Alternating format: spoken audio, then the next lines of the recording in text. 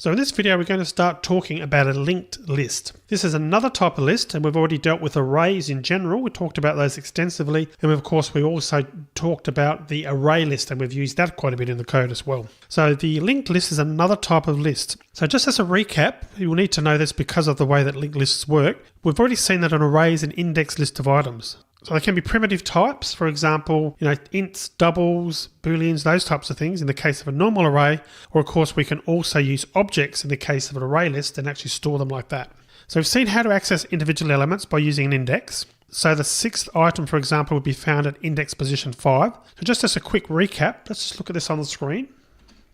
You can see there that we've actually got an array on screen of 7 integers. So in the index position to the left is the number that we use to access the particular value. So the first element, of course, we use index position 0. It grabs the value of 34. Index position 1 grabs the value of 18, so on and so forth. Now what happens internally, and this is important to get a good understanding of linked lists, is that Java will actually allocate 4 bytes of memory for each integer, because it needs up to that amount to be able to store the highest value integer. And we have talked about that in much earlier in the course about how that memory works. So you can see what happens there is that Java will try and do this contiguously.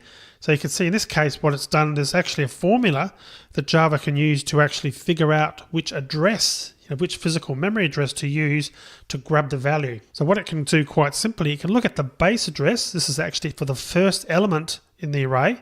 So this would be index position 0. So you can actually use that formula, and what it can actually do is calculate the actual address based on that. So in other words, looking at the base address, which in this case is 100, plus 4 times the index number. So for example, if we want to get access to the actual third index position, so we would actually we'd multiply the index position 3 by 4, because 4 bytes in each integer, so that's 3 times 4 is 12. We would add that to our base address, which was 100, which was the first element, and that would give us the answer of 112. And you can see on the screen there that index position 3, its value is 112. So that's how Java sort of handles things internally, and this type of thing works for primitive types much the same way. In the example of a double, for argument's sake, well, it uses up to 8 bytes of memory for each double because it needs that for floating point numbers. So the same formula would apply. We would actually still do the calculation, but instead of multiplying by 4 for 4 bytes for an integer, we'd multiply by 8, which is 8 bytes for a double. So that works fine for primitive types where you've got a known value and it's always going to be the same length. For example, an integer is always going to consume 4 bytes of memory. A double will always consume 8 bytes. But what about strings? Strings don't actually work the same, do they? Because strings, of course, can be a variable size. And this also applies in general to objects as well. So as you can see on the screen now, I'm going to switch to the next slide. What's actually happening here is that we've got the same index to the left-hand side, the same array. This time it's actually got strings instead of integers, and we've got the same number. And you can see that there's actually a calculation there. It's 8 bytes. So what's happening is that the memory that's being allocated in the array is actually itself 8 bytes, but that actually points to another location in memory where the string is. So consequently, by doing that, Java can actually keep a track of the actual strings that are in the array, and also the strings can each be a variable length. They can be different lengths because, of course, strings can be a variable length, unlike an integer, which has to be and always is 4 bytes. So you can see the important concept there. Array index position 0, which is at a memory location 100. It's got a string address of 1034, and then looking at the memory address of a position, or the address of 1034, it's actually got the string value, in this case of Tim. And likewise, we looked at another one for argument's sake, index position 3. Well, that's got a string address of 1024, and that points to the hello world as a string.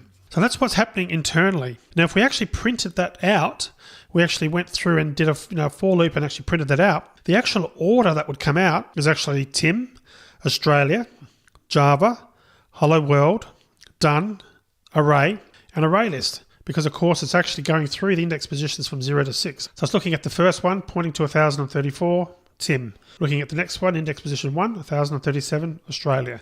Looking at position 2, 1046 is a string address, and that's going to be Java, so on and so forth. So requesting the string at index position 3 causes Java to calculate the address of that item in the array. So it's 100 plus 3 times 8 bytes equals 124. That's this location here.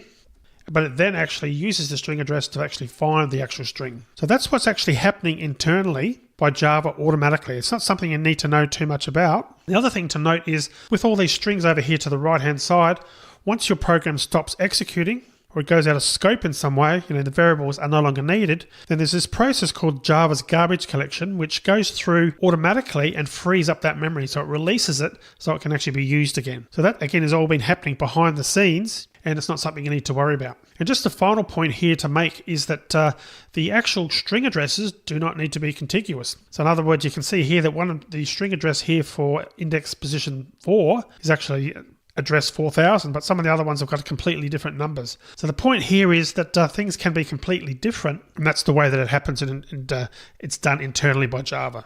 So just as a sort of further understanding, let's go and just write some quick code to actually go through this. I've created a new project, LinkedList, so I'm going to create a new class called customer. And it's going to have two fields. I'm going to have a name and a value, a double I should say. The private string name, private double, we'll call that balance. Going to create a constructor, have both of the fields as constructors, and let's just create a getter and a setter for both, even though we probably won't use them, but we'll do that anyway just for simplicity. Very basic class, and you've seen that a number of times before. But let's go back to our main method now, and actually let's just create some code. So we're going to start off by actually creating a new instance of the class. We're going to do customer equals new customer, Tim, and let's try a value of $54.96. Then let's create a second object for this customer. We'll call it another customer. Then let's set another customer equal to customer. So we're setting it to the customer class, to the first one as you can see there. But then let's set the other customer class, the second one. Let's use the set balance method and change the actual balance to $12.18. And then just to confirm it, let's actually print out a message. Balance for customer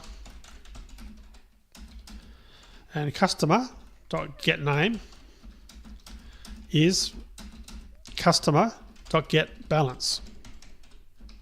Now before I execute that, what do you think will actually happen? Just as a recap, we've created a new object here, a new instance of the customer class, and we've assigned the value to $54.96. We then created a second customer class called another customer, another instance. Then we set the value of this second class to the first object, the first instance that we created. We then actually set the value of the actual balance field to $12.18 using the setter for the second class. But what we're doing here is we're actually printing out the value of the first class. So what do you actually think will happen here? What value should we get? Will we get to the value $54.96 or $12.18? Well, let's just run it and see, and then we'll talk about it. You can see what's actually happened here is we've actually got a balance of $12.18. And looking at that code, you might first be wondering, well, why has that happened? Because isn't this actually another class altogether? So why does changing the balance of this second class affect the first class? And this is an important point to understand because it relates to this memory. So what actually happens is when we actually do this assignment, another customer equals customer, what we were doing internally, Java was actually assigning the second customer class to point to the first class. So in other words, it just saved the memory address. It didn't create a separate class. So this is really important to understand what's working there. So that as a result of that only saving the memory address, when we used the set balance command, what it actually did was it actually saved the value in this original location. So for all intents and purposes, there's only one class here. Customer class is the first class, and another customer, the second one that we created, is actually pointing to the first one. So consequently, when we use the set balance method on the second class, it actually updated the first class. And that's all because of how memory is used and allocated within Java. I'm going to close that now. So if Java doesn't let us use pointers, in other words, we can't actually point to these objects directly while we're discussing them. Well, look, it's important to understand all this before we can understand what a linked list is and the advantages that it can give you over an array. So let's just consider some more code now. We're going to create some code that creates a basic array list of integers. we'll call it int list equals new array list. So, and let's add some values. Int list.add 1, int list.add 3, int list.add 4. Then we'll use for int I equals 0, I less than int list.size, and you've seen this a heap of times before. So we're just going to show the values. We'll put element I plus int list.getI. That's just going to show the output of each element in the array. Next, we'll actually add another one. So we'll add another entry, int list.add. But what we're going to do here is we're going to put 1, 2.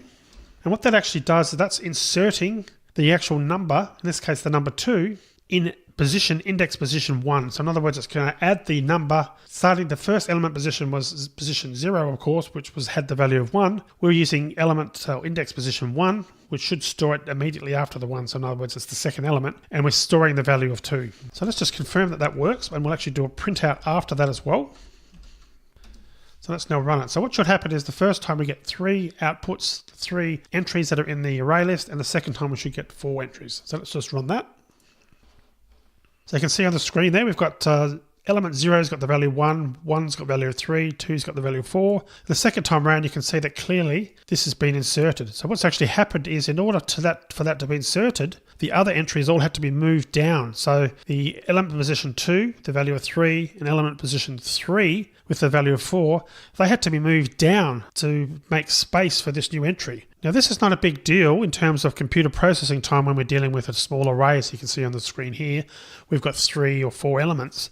But when we actually start talking about, an array containing thousands or, perhaps millions of existing records or existing items, it's going to get a lot slower to process. In other words, there's a lot more work the computer has to do because there's just so many more records to process. And similarly, if you have to remove an item from an array, what actually has to happen is all the other items have to be moved up to fill the gap. So in other words, if we actually deleted this position, this element 1, then elements 2 and 3 would have to be moved up to fill that space again. So you can see that there's a lot of manipulation by the computer required to actually do that. Now, that's not a problem for a small number of records, but when you start dealing with large numbers of records, it can quickly become overwhelming for the computer, and it starts slowing it down and just starts using a lot of resources. So we've finally got to the stage now of talking about linked lists. Well, the linked list is an alternative to arrays, and it's really useful in some situations. And how it works is it actually stores the actual link to the next item in the list as well as the actual data.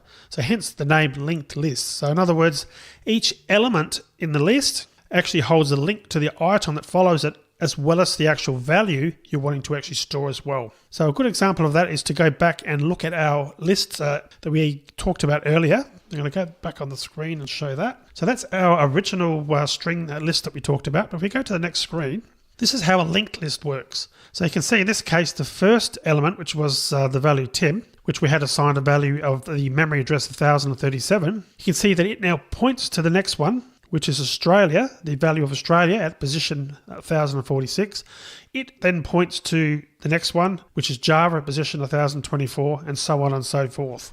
So if we created a linked list like this, we could literally iterate through the lists of items in it. We could start on the first one, and what our code would be doing is we'd be checking to see whether the link has got anything else attached to it. In other words, whether it's linking to anything. If it does, we'd pick up the string stored at the location and actually save that. So in that case, if we've got a linked list like this, we could literally iterate through the items in it. So you can see starting at position a memory address of 1034, it has got a pointer to the value of Tim, which is actually at the different memory address. We then look to see whether there's something else that particular record, that entry is linked to, and we can actually follow that through the list. So you can see that Tim, effectively the entry Tim points to Australia, which points to Java, which points to Hello World, which points to Done, which points to Array, etc. Different completely to how an array list works.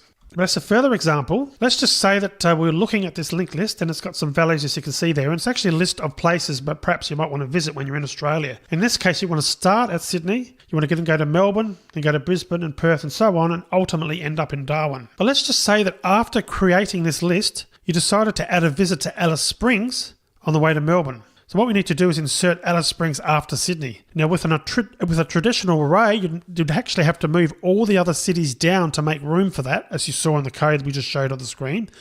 But with the linked list, it's actually a heck of a lot easier. In fact, all we would have to do is actually set Alice Springs, the actual Alice Springs link, if you will, to point to wherever Sydney was pointing to originally, which was Melbourne. And then we set Sydney to point to Alice Springs. So you can see that's a heck of a lot easier. No records have actually had to be moved down to make room for anything. All that's happened is we created a new entry, which is Alice Springs. We pointed Alice Springs to where Sydney used to point to, which was Melbourne. And then we set Sydney to point to Alice Springs. And therefore we can still sort of go through that list and get to all the records that way. And in a similar way, go to the next screen, we can actually remove entries the same way. So in this example, for example, if we decided not to visit Perth, then all you would need to do is just make Brisbane point to wherever Perth was originally pointing to, and that's literally all you need to do. So in this case, you can see that we've changed Brisbane, which was pointing to Perth, to point to Canberra. So we looked at Perth and figured out that, okay, Perth was pointing to Canberra. We changed Brisbane to point directly to Canberra. And again, that's a function of a linked list. Now, it's interesting to note here that Perth is still pointing to Canberra, but because nothing is now referring to Perth anymore, because Brisbane is now referring to Canberra, the object will be automatically destroyed by Java during its garbage collection. So in other words, it'll figure out that this is no longer being used, this is Perth I'm talking about, and remove that automatically. So that's really the idea of a linked list. So I'm going to stop the video here. In the next video, we'll actually create some code. We'll actually create a linked list in Java code and go through this example so you can understand it from a code perspective. So I'll see you in that next video.